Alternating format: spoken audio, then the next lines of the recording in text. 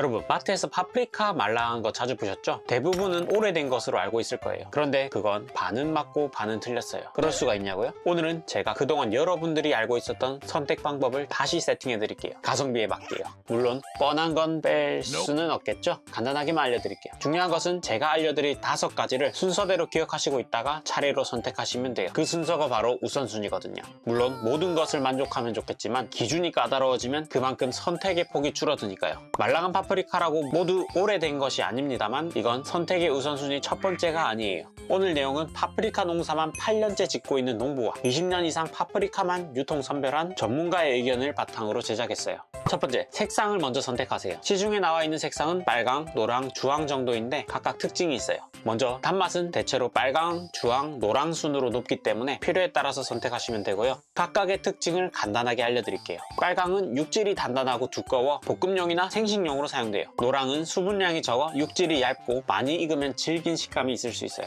주황은 빨강과 노랑 사이라고 보시면 되는데 병에 취약해서 농사를 잘 안 짓는다고 해요. 그래서 빨강은 수요가 많은 이유로, 노랑은 색이 빨리 올라와 생산성이 높다는 이유로 많이 재배되고 있어요. 두 번째, 색깔을 체크하세요. 파프리카는 처음에 초록색에서 익을수록 색깔이 진해져요. 그래서 가능한 녹색 부분이 없는 게 좋아요. 보통 색이 진해질수록 단맛도 올라가죠. 그리고 여러분들은 파프리카 왜 드세요? 건강 챙기려고 드시잖아요. 그렇죠? 색이 잘 나왔다는 것은 색소가 많다는 소리고, 그 색소가 우리가 원하는 항산화 물질들이잖아요.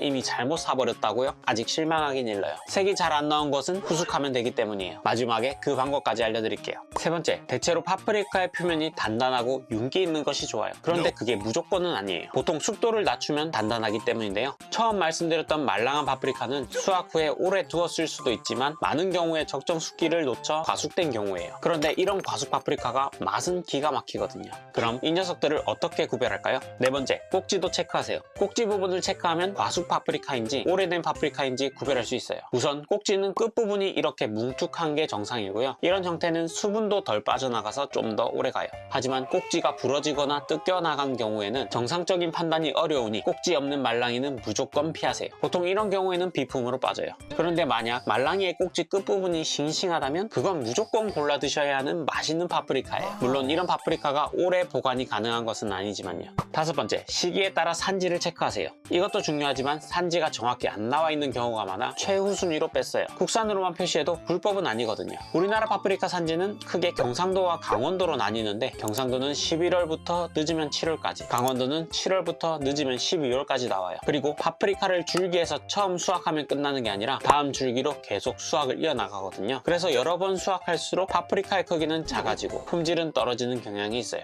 쉽게 말해서 끝물이죠. 따라서 경상도 파프리카는 6월에서 7월경에 고온 환경이 겹쳐 품질이 떨어지는 경향이 있고, 강원도 파프리카는 12월경 일조량 부족이 겹쳐 품질이 저하되는 경향성이 있어요. 그 외에는 파프리카 바닥에 볼이 3개냐 4개냐로 암수를 따지기도 하던데 이건 큰 의미가 없다고 해요. 그럼 잘못 골라온 파프리카는 어떡하나요? 제가 맛없는 파프리카도 살릴 수 있는 후숙 방법을 알려드릴게요. 먼저 모든 파프리카가 가능한 것은 아니라는 점 명심하세요. 상처가 없고 단단한 파프리카는 색깔이 별로여도 시도해볼 만해요. 다시 말해 색깔도 별로고 상처도 있으며 말랑하기까지 하다면 최악이에요. 그냥 바로 드세요.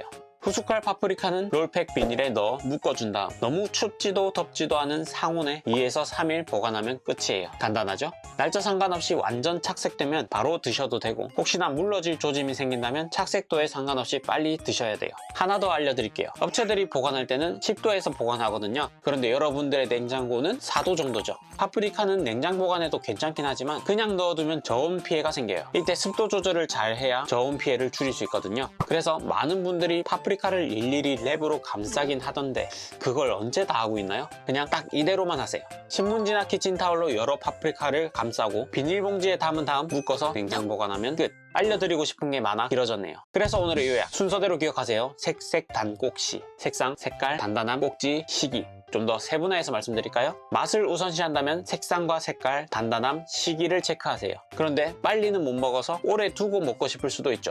보관을 오래 하고 싶다면 단단함, 꼭지, 시기를 체크하세요. 그럼 맛있는 파프리카 꿀팁과 함께 고섬유질 저칼로리 다이어트로 올 한 해도 건강하시기 바랍니다. 오늘 내용도 도움되셨다면 좋아요를, 농산물에 대한 정보를 앞으로도 빠르게 받아보시려면 구독을 눌러주세요. 프루티프루츠는 여러분들의 건강한 삶과 함께 하겠습니다. 감사합니다.